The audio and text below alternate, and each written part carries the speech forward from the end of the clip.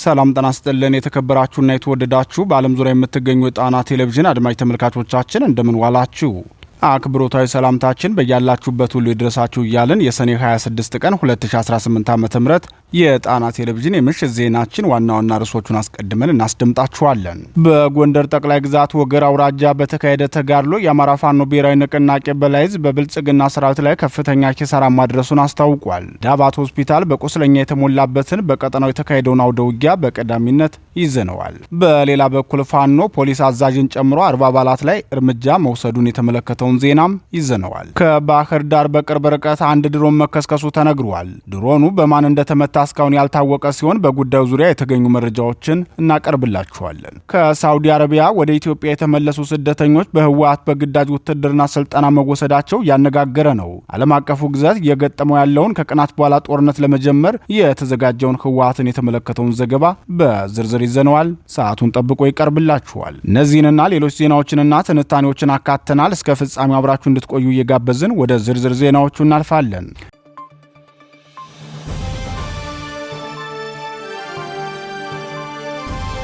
ሆስፒታሉ በሰራዊት ቁስለኛ ተሞላ። የአማራ ፋኖ ብሔራዊ ንቅናቄ ጎንደር ጠቅላይ ግዛት በላይዝ በወገር አውራጃ ባካሄደው ተጋድሎ የብልጽግናውን ሰራዊት ከፍተኛ ኪሳራ እንዳደረሰበት አስታወቀ።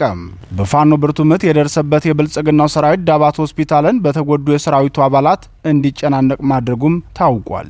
የጎንደር ጠቅላይ ግዛት በላይዝ በታላቁ የጦር መሪና የፋሺስት ታንክ ማራኪው ደጃዝማች አያሌው ብሩ ስም የሰየመው ክፍለ ጦር የድሉ ባለቤት መሆኑን የኮር ህዝብ ግንኙነት ክፍል አስታውቋል። በዚህ ውጊያ የብልጽግናው ሰራዊት ሰሜን ምዕራብ ዕዝ ከደባርቅና ከዳባት በመነሳት የፋኖን ኃይል ለማፈን ነበር የተንቀሳቀሰው። ሆኖም ከቅርብ ጊዜያት ወዲህ የመረጃ አቅሙን በማሳደግ የመረጃ የበላይነቱን እያሳደገ ያለው ፋኖ በውስጥ አርበኞች መረጃ በደረሰው መሰረት የብልጽግናውን ሰራዊት ወደ መግደያ ቀጠናው ስቦ አስገብቶ ከባድ ምት አሳርፎበታል። የብልጽግናው ሰራዊት ከዳባት ወረዳና ከደባርቅ ወረዳ በመነሳት በአራት አቅጣጫ ተጉዞ ወደ ገጠራማ ቀበሌዎች የገባው ፋኖን ለማፈን ነበር። በ13 ሐሙሲት በቦዛ አቅጣጫ እንዲሁም በስደተኛ መጠለያ ካምፕና ዙሪያው በሚባሉ አቅጣጫዎች አድርጎ የገባው የብልጽግናው ጦር ልዩ ቦታው ሐሙሲት በተባለ ቦታ ላይ ከበባ ተፈጽሞበት በርካታ ሰራዊቱን አስመንትቶ የተረፈውን ኃይሉን ይዞ ወደ መጣበት ተመልሷል። የፋሺስቱ ሞሶሎኒ መንግስት ዝቶ የከፈተውን ወረራ በብቃት ከመከቱት የኢትዮጵያ አርበኞች መካከል አንዱ የነበሩት ደጃዝማች አያሌው ብሩ የሚመሩት ጦር ከፍተኛ ቁጥር ያለው የጣሊያንን ጦር ከጥቅም ውጭ ከማድረጋቸውን ባለፈ ታንኩን በመማረክም ወደር የለሽ ጀግንነታቸውን ያስመሰከሩ ጀግና የጦር መሪ ነበሩ። የአባቶቹን ውርስና የአማራን ርስት አስጠባቂ የሆነው ፋኖም ያደራጀውን ሰራዊት በታሪክ ሰሪ ጀግኖች አባቶቹ ስም በመሰየም ታሪካቸውን እያደሰ ይገኛል። በዚህ መልኩ ጀግንነታቸው ለትውልድ እንዲተላለፍ ታስቦ ለበርካታ ባለታሪክ ጀግና አባቶች በስማቸው ክፍለ ጦር፣ ኮርና እዝ ተሰይሞላቸዋል። የጎንደር ጠቅላይ ግዛት በላይዝ ለጀግንነታቸው በስማቸው መታሰቢያ ክፍለ ጦርና ኮር ከሰየመላቸው መካከል የዙ መጠሪያ የሆነውን ጀግናው ደጃዝማች በላይ ዘለቀን ጨምሮ ጀግኖቹ ራስ አሞራ ውብነህ፣ ጄኔራል ፈንታ በላይ፣ እቴጌ ጣይቱ፣ ጄኔራል ኃይሌ መለስ፣ ጀግናው ዋዋ ጎቤ፣ ደጃዝማች ገሰሰ አባ ከንትርና ደጃዝማች አያሌው ብሩ ይገኙበታል። ከቅርብ ጊዜ ጀግኖች መካከልም አይሸሽም ዮሐንስ፣ ሜጀር ጄኔራል ቫንታባተ፣ ሜጀር ጄኔራል ከፍ ያለው ደሴ፣ ወንዱ አስቻለው ደሴ፣ አርበኛ ናውሰና አንዳርጌ፣ ብርጋዴር ጄኔራል ተፈራ ማሞ፣ አርበኛ ታድሎ ብርሃኑና ሌሎችም ይገኙበታል። ዛሬ በወገር አውራጃ ታላቅ ጀብዱ የፈጸመው የአማራ ፋኖ ብሔራዊ ንቅናቄ ጎንደር ጠቅላይ ግዛት በላይዝ 208ኛ ኮርም በታላቁ ጀግና ደጃዝማች አያሌው ብሩ የሰየመው ክፍለ ጦር ነው።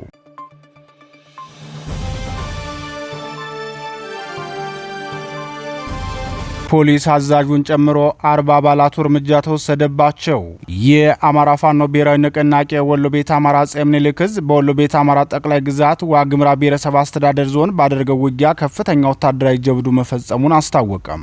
የአፄ ምኒልክ ዕዝ 303ኛ ሳምነው ኮር በዳህና ወረዳ ባደረገው ውጊያ የአምድ ወርቅ ከተማ ምክትል ፖሊስ አዛዥን ጨምሮ 39 የስርዓቱን ወታደሮች እርምጃ ወስዶባቸዋል። በአማራ ፋኖ ብሔራዊ ንቅናቄ ወሎ ቤት አማራ አፄ ምኒልክ ዕዝ 303ኛ ነው ኮር 19ኛ ክፍለ ጦር ዋግሹም ብርጌድ ከዋግምራ ብሔረሰብ አስተዳደር ዞን ዳህና ወረዳ አምዶርቅ ከተማ በመነሳት በሶስት አቅጣጫ ተንቀሳቅሶ የነበረውን የብልጽግናውን ሰራዊት በመመከትና ወደ ማጥቃት በመሸጋገር አኩሪ ጀብዱ ፈጽሟል።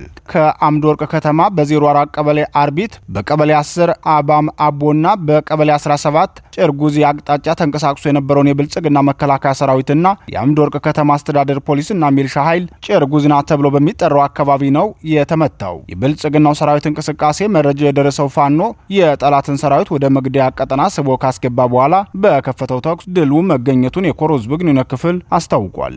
በጠላት ላይ የተጠና የሽምቅ ውጊያ በመክፈት ከፍተኛ ሰዋዊና ቁሳዊ ኪሳራ ያደረሰው የአጼ ምኒልክ ዕዝ ሰራዊት በውጊያው የዳህና ወረዳ መቀመጫ የሆነችውን የአምድ ወርቅ ከተማ አስተዳደር የፖሊስ ምክትል አዛዡ ኢንስፔክተር አበራ ሞገስን ጨምሮ 16 ወታደሮች እርምጃ ሲወሰድባቸው ከ24 በላይ የሚሆኑ ወታደሮች በጽኑ ቆስለዋል። በዚህም አጠቃላይ 40 የብልጽግናው ጥምር ጦር ከጥቅም ውጭ ተደርጓል ተብሏል። በተጋድሎ አንድ ኤኬ 47 ክላሽንኮቭን ጨምሮ 13 የነፍስ ወከፍ መሳሪያና በርካታ ተተኳሽ እንዲሁም ሌሎች ወታደራዊ ቁሳቁሶች በፋኖ ቁጥጥር ስር መዋላቸውን የ303ኛ ሳምነው ኮር ህዝብ ግንኙነት ክፍል አስታውቋል። በሌላ የዚሁ ቀጠና ተጋድሎ የአጼ ምኒልክ ዕዝ ሰራዊት በላስታና በጋዞ ግንባሮች ላይ ባደረጉት የተቀናጀ ውጊያ አንድ የብልጽግናውን ሻለቃ አዛዥን ጨምሮ 92 ወታደሮችን እርምጃ በመውሰድ ወሳኝ ገዢ ወታደራዊ ስፍራዎችን መቆጣጠራቸውን መረብ ሚዲያ ዘግቧል። ከጋሸና ቦያ ሐሙሲት፣ በኩል መስክ፣ በስታይሽ፣ በገነተ ማርያምና ሻሎ ተብሎ በሚጠራው አካባቢ ላይ በተደረገው በዚህ ተጋድሎ የፋኖ የጦር ስልት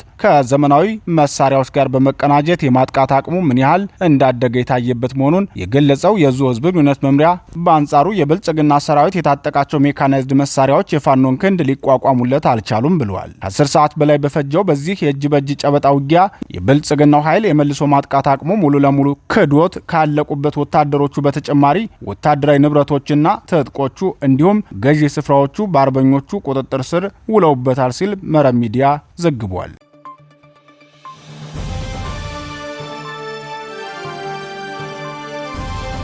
የብልጽግና ድሮን ተከሰከሰ። በአማራ ህዝብ ላይ የዘር ማጥፋት ጦርነት የከፈተው የብልጽግናው ስርዓት ዛሬ ከባህር ዳር በቅርብ ርቀት አንድ ድሮን ተከስክሶበታል። ድሮኑ በማን ተመቶ እንደወደቀ እስካሁን የታወቀ ነገር የለም። አንዳንድ የመረጃ ምንጮች የብልጽግናው ድሮን የወደቀው በፋኖ አልሞ ተኳሾች ነው ቢሉም የዜና አስቀጠናቀረበት ከምሽቱ 1 ሰዓት ተኩል ድረስ ከፋኖ የሰጠ ይፋዊ ምላሽ የለም። ብልጽግናውም ቢሆን በዚህ ጉዳይ የሰጠው ማብራሪያ አልነበረም። በምዕራብ ጎጃም ዞን ሜጫ አውራጃ የወደቀው የብልጽግናው ድሮን አጥፍቶ ጠፊ ድሮን መሆኑን የሚናገሩት የዓይን እማኞች ድሮኑ ምናልባትም አሰሳ ላይ የነበረ ሳይሆን እንደማይቀር ተናግረዋል። የብልጽግናው ድሮን ከዚህ በፊትም በሱዳን ብሉ ናይል ግዛት 2 ጊዜ የተመተው እንደወደቁበት አይዘነጋም። ኢትዮጵያ ውስጥ በተደረጉ ጦርነቶች ግን እስካሁን ተመቶ የወደቀ ድሮን እንደሌለ ይታወቃል። ዛሬ ሜጫ ላይ የወደቀው ድሮን በፋኖ ተመቶ ከሆነ የተከሰከሰው ከዓመት በፊት በጎንደር ጠቅላይ ግዛት ጎርጎር አካባቢ የበጌምድር ክፍለ ጦር በአልሞ ተኳሽ አባላቱ ከጣለው ሄሊኮፕተር በኋላ ይህ ሁለተኛው የብልጽግና አየር ኃይል ጉዳት ይሆናል። የዛሬ ዓመት በጎንደር ጠቅላይ ግዛት ጎርጎራ ቀጠና አርሴማ ማርያም ተብሎ በሚጠራው አካባቢ የብልጽግና ባለስልጣናትን ይዞ ሲጓዝ የነበረ የብልጽግናው አየር ኃይል ንብረት የሆነ ሄሊኮፕተር ራስ ደረጀ በላይ በሚመራው በጌምድር ክፍለ ጦር አልሞ ተኳሾች ተመቶ መውደቁ አይዘነጋም። በወቅቱም አቶ አገኘው ተሻገር ከባድ ጉዳት ደርሶባቸው ለወራት ሕክምና ሲከታተሉ መቆየታቸው የሚታወስ ሲሆን የኢዚያ ካሜራ ባለሙያ ወዲያውኑ ህይወቷ ማለፉ ይታወሳል። የሄሊኮፕተሯን በፋኖ መመታትም በወቅቱ የአማራ ፋኖ ጎንደር ጠቅላይ ግዛት ይባል የነበረው ዕዝ ህዝብ ግንኙነት ኃላፊ አርበኛ ኪሩቤል ጎቤ በጣና ቴሌቪዥን ቀርቦ ማብራሪያ ሰጥቶ እንደነበር የሚታወስ ነው።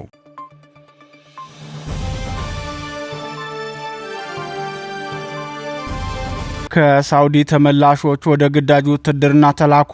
በመካከለኛው ምስራቅ ሳውዲ አረቢያ በአስከፊ ስር ላይ የነበሩና በቅርብ ወደ ኢትዮጵያ የገቡ የትግራይ ተወላጆችን ህወሓት በግዳጅ የታጣቂ ምልመላና ስልጠና ፓኬጅ አስገብቶ ወደ ማሰልጠኛ መውሰዱ ታወቀ።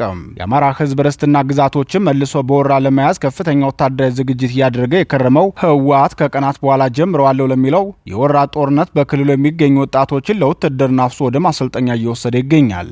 እናቶች የግዳጅ አፈሳውን በመቃወም አደባባይ ወጥተው ቁጣቸውን የገለጹበት የወጣቶች አፈሳ ከሳውዲ ተመላሾችንም ያካተተ መሆኑ ታውቋል። ይህም ከፍተኛ የሰብአዊ መብት ጥሰት መሆኑን የሚናገሩት የክልሉ ነዋሪዎች ባለፈው ጦርነት ልጆቻችንን አስጨርሶና አካል ጉዳተኛ አድርጎ ለመከራ ዳረገን፣ ጦርነትን ሸሽተው ወደ ሳውዲ አረቢያና የመን የሄዱ ልጆቻችን ደግሞ አስከፊ እስር ላይ ይገኛሉ። ከእስር ተፈተው የመጡትን ለዳግም ጦርነት አስገድዶ ወደ ማሰልጠኛ እየወሰደ መሆኑን ዓለም አቀፉ ማህበረሰብ ይወቅልን በማለት ህወሓት በትግራይ ክልል እየፈጸመ ያለውን ግፍ ተናግረዋል።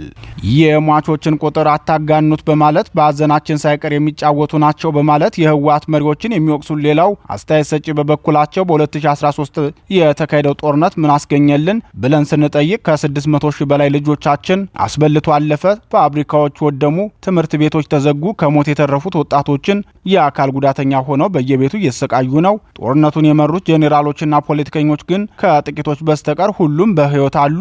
አንዳንዶቹ ከብልጽግና ጋር በፍቅር ወድቀዋል፣ ሌሎቹ ደግሞ ያንኑ የሞት መንገዳቸውን የሙጤ ብለዋል። በዚህ መሃል እያለቀ ያለው የትግራይ ህዝብ ነው። በተለይ በአሁኑ ሰዓት የትግራይ ህዝብ ከባድ ስቃይ እያሳለፈ መሆኑን ዓለም አቀፉ ማህበረሰብም ሆነ ሌላው ኢትዮጵያዊ ሊያውቅልን ይገባል በማለት ተናግረዋል። በ2013 ዓ.ም ህወሓት በብሪት የጀመረው ጦርነት ፕሪቶሪያ ላይ በርቅ እስከሚጠናቀቅ ድረስ ከ600 ሺህ በላይ የትግራይ ወጣቶች ሞተዋል። የህወሓት ታጣቂ ኃይል ከብልጽግናው ስርዓት ጋር በመናበብ ክልሉን አልፎ አማራ ክልል ከገባ በኋላ በፈጸመው ጥቃት ደግሞ ክልሉን 30 ዓመት የጎተተ ጉዳት ማድረሱ አይዘነጋም። በወቅቱም የአማራ ክልልን በወረረበት ወቅት ከፈጸመው ሰብአዊና ቁሳዊ ውድመት በተጨማሪ የአማራን ህዝብ በስነ ልቦና ለመስበርና በእሴቶቹ ለመሳለቅ ያደረገው ክፋት የሚረሳ አይደለም።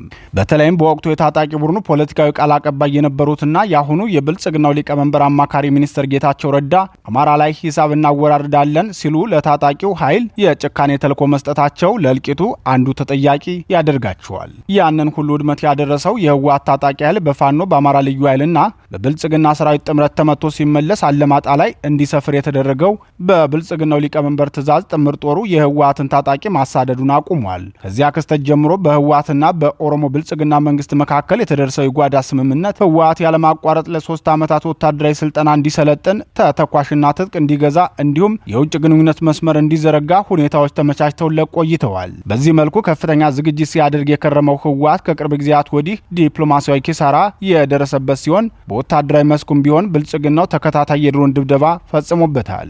ሰራዊታችን በቂ ዝግጅት አድርጓል፣ ለድሮን ጸረ ድሮን ታጥቀናል ሲሉ የነበሩት የህወሓት መሪዎችም ሽራሮና ሸረሪና ላይ ተደጋጋሚ ድብደባ ሲፈጸምብን ጸረ ድሮን መሳሪያችሁ የታለ የሚል ጥያቄ ከታጣቂ ቡድኑ ቀርቦላቸው ነበር። ሆኖም ለዚህ ጥያቄ ምላሽ ከመስጠት ይልቅ የድሮን ከበባ ተደርጎብኛል በማለት የደረሰበትን የስነ ልቦና ስብራት ገልጿል። ክደትና በሰው ልጅ ህይወት መቆመር ለህወሓት አዲስ አይደለም።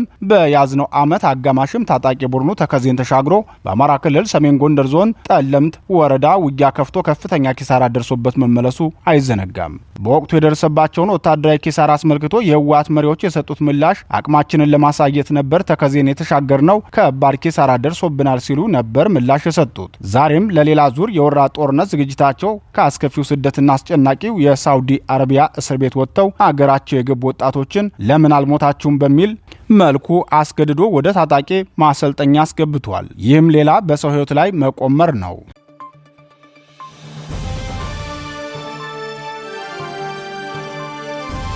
ክቡራትና ክቡራን የጣና ቴሌቪዥን አድማጭ ተመልካቾቻችን የምሽቱ ዜናችን የተከታተላችሁትን ይመስል ነበር። ምርጫችሁ ስለምታደርጉን ከልብ እናመሰግናለን። ጤና ይስጥልን።